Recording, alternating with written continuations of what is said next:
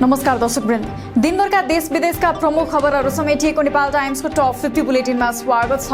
म रश्मिता उदास। सुरु गरौं आजका प्रमुख खबरहरू। आगामी प्रदेश र प्रतिनिधि सभा निर्वाचनका लागि करिब 8 करोड मतपत्र छाप्नुपर्ने निर्वाचन आयोगको भनाई। मन्त्री परिषद बैठकबाट मङ्सिर 4 गते निर्वाचन गर्ने घोषणा भए आश्चर्य नहुने प्रमुख निर्वाचन आयुक्त दिनेश कुमार थपलियाको भनाई। गएको स्थानीय निर्वाचनमा 5 अर्ब 4 करोड 3,92,867 रुपैयाँ खर्च भएको निर्वाचन आयोगको भनाई। प्रति मतदाता खर्च 493 रुपैयाँ, मतपेटिका ढुवानी खर्च 4 करोड 50 लाख। सांसदहरूलाई अनिवार्य मास्क लगाउन सभामुख अग्नि सापकोटाको आग्रह। कोरोना संक्रमण बढिरहेको भन्दै आज मंगलबार बसेको प्रतिनिधि सभाको बैठकमा सबै सांसदलाई बैठकहरूमा उपस्थित हुँदा आवश्यक सतर्कता अपनाउन र मास्क प्रयोग गर्न अनुरोध। स्वास्थ्य क्षेत्रमा सरकारले चासो नदिएको एमाले सांसद योगेश भट्टराईको आरोप। भारतमा 4 जनामा मङ्कीपक्स पुष्टि भइसकेकाले नेपाल पनि यो विपदबाट टाढा नरहेको तर सरकार निन्द्रामा रहेको दाबी। विश्वविद्यालय बनाउन र संविधानले सुम्पिएको जिम्मेवारी निर्वाह गर्ने बाटोमा सरकारले ध्यान दिन जरुरी रहेको कांग्रेस महामन्त्री गगन थापाको भनाई। सरकार सुल्टो बाटो नभई विश्वविद्यालय व्यवस्थापन गर्ने बाटोमा उल्टो हिँडिरहेको तर्क। नेपाल सम्पत्ति शुद्धिकरणको कालो सूचीमा पर्न सक्ने जोखिम बढेको कांग्रेस महामन्त्री गगन थापाको भनाई। कालो सूचीमा पर्न नदिन सरकारले गरिरहेका काम संसदलाई जानकारी गराउन पनि माग। प्रधान सेनापतिको अस्ट्रेलिया भ्रमणबारे सत्तारूढ माओवादी सांसदहरूले उठाए प्रश्न। Annual chief of defence conference सम्मेलन अमेरिकाको इन्डो पेसिफिक रणनीतिसँग जोडिएको दाबी। सम्मेलनमा भाग लिए परराष्ट्र नीति विपरीत हुने तर्क। कञ्चनपुरकी निर्मला पन्तको बलात्कारपछि हत्याबारे वर्तमान सरकार 1 वर्षसम्म चुप लागेर बसेको सांसद केदार सिग्देलको आरोप। सत्तापक्ष भन्दा बाहिर हुँदा सांसद नै हल्लाएर बोल्ने सांसदहरू चुप बस्न थालेको तर्क।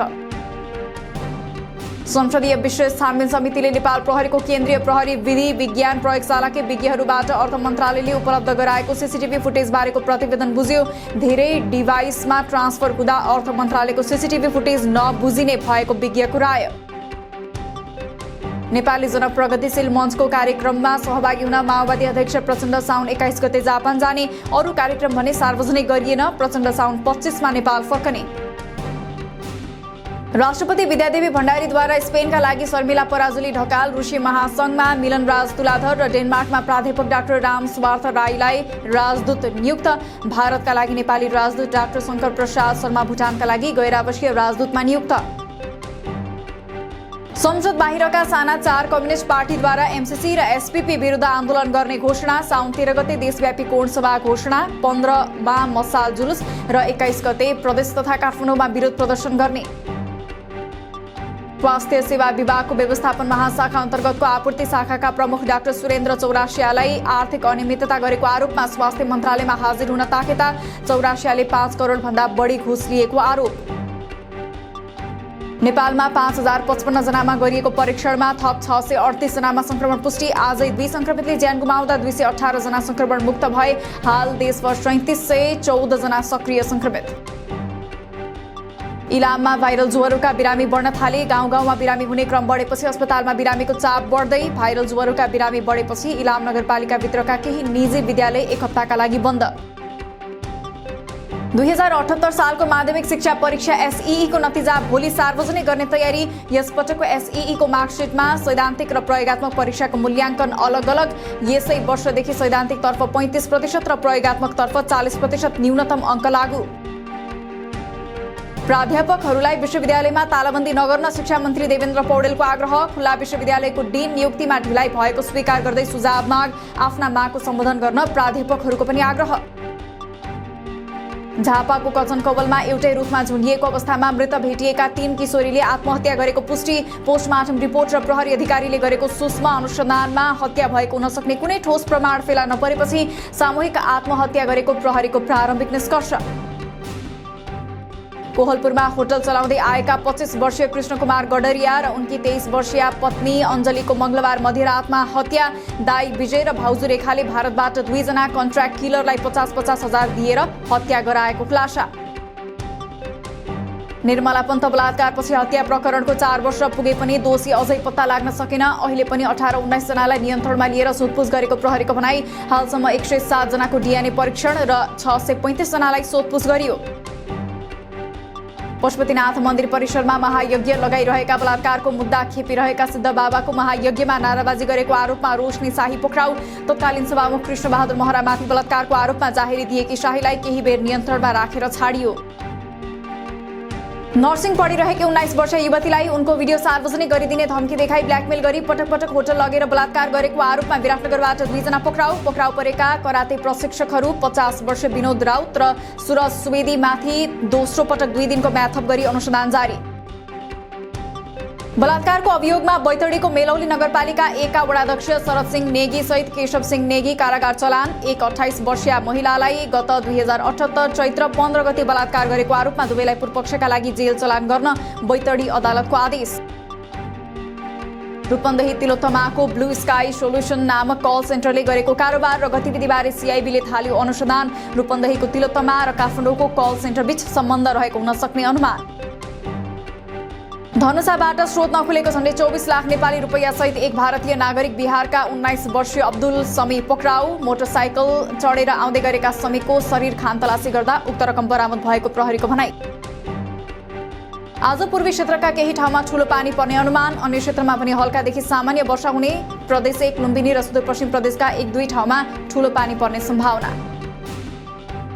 रामेछापको खिम्ती खोला रसनालु जलमापन केन्द्रमा जलसतहले सतर्कता तह पार गर्यो। खिम्ती खोला तथा तटीय क्षेत्रमा सतर्कता अपनाइयो। घले खर्क पुरन्चौर भुर्जुङ खोला र आसपासको कमजोर भिरालो जमिनमा पहिरोको जोखिम। धादिङको नीलकण्ठ नगरपालिका 4 राणागाउँ बेसी घरमा पहिरोले घर पुर्दा 1 जनाको मृत्यु। धादिङ बेसीबाट सल्यानटारतर्फ लगिएको 33 केबी प्रसारण लाइनमा क्षति पुग्दा केही भागमा विद्युत सेवा अवरुद्ध। सेवा सञ्चालनमा आउन 3-4 दिन लाग्ने। स्थानीय तहमा निर्वाचित पदाधिकारीले करारमा आफ्ना मान्छेलाई राखेको भन्दै सुनसरीको इनरवा नगरपालिकाका कर्मचारी आन्दोलित। कर्मचारीको आन्दोलनका कारण नगरपालिकाको कामकाज 10 दिनदेखि ठप्प। सडक निर्माणमा ढिलासुस्ती गर्ने निर्माण कम्पनीको ठेक्का अवधि नथप्न सडक निर्माण आयोजना र डिभिजन सडक कार्यालयलाई बुटवलका जनप्रतिनिधिको आग्रह। चौराहादेखि गोलपार्कसम्मको 4 किलोमिटर सडक निर्माण गर्न वर्षौंदेखि ढिलासुस्ती गर्दै शास्ति दिने कम्पनीमाथि कारबाहीको माग। डोटीको बडी केदार गाउँपालिका 1 वर्ष छैन स्वास्थ्य चौकीमा बिरामी बोक्न ल्याइएको एम्बुलेन्स व्यक्तिगत कामका लागि प्रयोग हुने गरेको स्थानीयको आरोप। गैर व्यक्तिले चलाउने सरसामान बोक्ने आवतजावत गर्ने लगायतका निजी काममा एम्बुलेन्स प्रयोग भएको दाबी। सर्लाहीको कविलासी नगरपालिकाका करार सेवा तथा ज्यालादारी कर्मचारीहरू पुनः बहालीको माग राख्दै धरनामा। अस्थायी करारका कर्मचारीहरूप्रति अन्याय भएको भन्दै निर्णय सच्याएर पुनः पद बहाली गर्नुपर्ने माग। टेलिकम क्षेत्रको नियामक निकाय दूरसञ्चार प्राधिकरणका कर्मचारीहरू 4 बुँदे माग राखेर आन्दोलित। पर्याप्त शुद्ध हावा प्रकाश एवं उपयुक्त तापक्रमको प्रबन्ध सहितको कार्यकक्षको व्यवस्था गर्न कर्मचारीहरूको माग। गोरखामा राष्ट्रिय परिचय पत्र बनाउन अब जिल्ला प्रशासन कार्यालय धाउनु नपर्ने। राष्ट्रिय परिचय पत्र तथा पञ्जीकरण विभागले पालिकाको प्रत्येक वडामा परिचय पत्रको लागि विवरण दर्ता अभियान सञ्चालन गर्ने। एक पटकमा 2 पालिकामा अभियान सञ्चालन हुने। अर्घाखाँचीमा 1 वर्षमा पुरुष 38 महिला 21 गरी 59 जनाले गरे आत्महत्या। आत्महत्या गर्नेमा 9 वर्षकी बालिकादेखि 93 वर्षका पुरुष रहेको अर्घाखाँचीका डीएसपी अमर बहादुर थापाको भनाई। गरिबी डिप्रेसन लेनदेन माया प्रेम दीर्घरोगी लगायत मुख्य कारण। सरकारले आउँदो भदौ 1 गतेदेखि 40 माइक्रोन भन्दा पातलो प्लास्टिक झोलाको उत्पादन तथा आयात र बिक्री वितरण गरेको पाइएमा कारबाही गर्ने। झोलाले वातावरणमा प्रतिकूल प्रभाव पार्ने र जथाभावी फाल्दा खोला तथा नदीमा प्रदूषण बढ्दो। विराटनगर रानीमा रहेको विराटनगर जुट मिल फेरि सञ्चालन गरिने उद्योग मन्त्री दिलेन्द्र प्रसाद बडोको भनाई। देशको व्यापार घाटा कम गर्न निजी क्षेत्रको सहयोगमा आयात प्रतिस्थापन गरी उत्पादन वृद्धि गर्नुका साथै रोजगारी सिर्जना गर्ने विचार व्यक्त। नवलपरासीका उखु किसानले पाउने 6 करोड बढी अनुदानको रकम फिर्ता। चिनी उद्योगहरूले समयमा विवरण नपठाउँदा असारको अन्तिममा रकम फिर्ता गएको रकम पुनः उपलब्ध गराउन किसानको विवरण लिने काम जारी। 1 वर्षमा नेपालमा 17 अर्ब भन्दा बढीको हरियो तरकारी आयात। भन्सार विभागको तथ्याङ्क अनुसार 2078-79 मा गएको वर्ष भन्दा 5 अर्ब हाराहारीले बढी आयात। आलु प्याज र लसुन आयातमा मात्रै 15.5 अर्ब रुपैयाँ बाहिरियो। मौद्रिक नीतिपछि लगातार 2 दिन बढेको नेप्से परिसूचक मंगलबार उच्च अङ्कले गिरावट। नेप्से सूचक 44.80 अङ्कले घटेर 2088.16 बिन्दुमा झर्यो। आजै 3 अर्ब 70 करोड 49,98,398 रुपैयाँको कारोबार। ए डिभिजन क्लब 3 स्टार क्लबका प्रशिक्षक उर्जन श्रेष्ठ अन्डर 17 फुटबल टोलीको मुख्य प्रशिक्षकमा नियुक्त। खुला छनौट एन्फा कम्प्लेक्सको खेल मैदानमा जारी।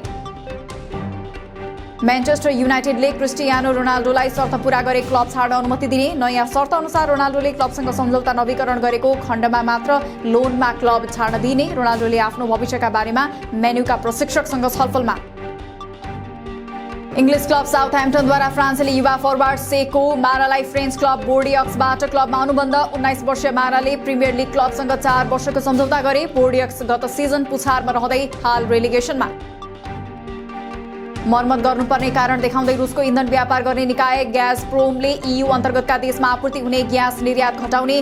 ग्यास आपूर्ति आधा कम हुन सक्ने अनुमान। आपूर्ति कटौती गर्नुपर्ने कुनै प्राविधिक कारण नरहेको जर्मनीको दावी। श्रीलङ्काका पूर्व राष्ट्रपति गोटाबाया राजपाक्से विरुद्ध मानवता विरुद्ध अपराधको आरोपमा अभियोग दर्ता गर्न एक अन्तर्राष्ट्रिय मानवाधिकार समूहको सिङ्गापुरलाई आग्रह। राजपाक्सेले हत्या, मृत्युदण्ड, यातना, यौन हिंसा, गम्भीर शारीरिक मानसिक हानि र भोकमरी जस्ता घटना गराएको आरोप। क्यानाडामा एक बन्दुकधारीले अन्धाधुन्द गोली प्रहार गर्दा 2 जनाको मृत्यु। घटनामा अन्य 2 जना भने घाइते। एक महिलाको अवस्था भने गम्भीर। प्रहरीको जवाफी कारबाहीमा आक्रमणकारीको पनि मृत्यु। अफगानिस्तानको दक्षिणी जाबुल प्रान्तमा यात्रुवाहक बस दुर्घटना हुँदा 4 जनाको मृत्यु, अन्य 48 जना घाइते। चालकको लापरवाह र युद्धग्रस्त अफगानिस्तानमा बिग्रिएका सडकका कारण दुर्घटनाहरू निम्तिने गरेको प्रहरीको भनाई। भारतको गुजरातमा घरेलु मदिरा पिउँदा कम्तीमा 26 जनाको मृत्यु, 40 भन्दा धेरै अस्पताल भर्ना। रक्सी बनाउने र बेच्ने 5 जना पक्राउ। भारतको गुजरात सहित बिहार, मिजोरम र नागाल्यान्डमा मदिरा उत्पादन, बिक्री, वितरण र उपयोगमा प्रतिबन्ध। सम्पत्ति शुद्धिकरण मुद्दामा कांग्रेस अध्यक्ष तथा आमा सोनिया गान्धीलाई प्रवर्तन निर्देशनालयले सोधपुछ गरेकोमा विरोध जनाएको भन्दै भारतीय कांग्रेसका नेता राहुल गान्धी पक्राउ। कांग्रेसको शान्तिपूर्ण प्रदर्शनमा प्रहरीले हस्तक्षेप गरेको भन्दै केन्द्र सरकारको व्यापक आलोचना। र चीन पाकिस्तान इकोनोमिक करिडोर CPEC परियोजनामा भारतको आपत्ति। चीन र पाकिस्तानको पछिल्लो कदम गैर कानूनी भएको र यसलाई स्वीकार गर्न नसकिने टिप्पणी। उचित जवाफ दिने चेतावनी। दिनभरका देश विदेशका प्रमुख खबरहरू समेटिएको नेपाल टाइम्सको टप 50 बुलेटिन अहिलेलाई सकियो। हामी भोलि फेरि टप 50 समाचारका साथ उपस्थित हुने नै छौं। नेपाल टाइम्सको YouTube च्यानल सब्स्क्राइब गरिदिनु भएकोमा र फेसबुक पेज लाइक गरिदिनु भएकोमा धन्यवाद। ताजा खबरहरू नेपाल टाइम्सको अनलाइन पोर्टल www.nepaltimes.net मा पनि गएर हेर्न सक्नुहुनेछ। नेपाल टाइम्स हेर्दै गर्नुहोला। नमस्कार।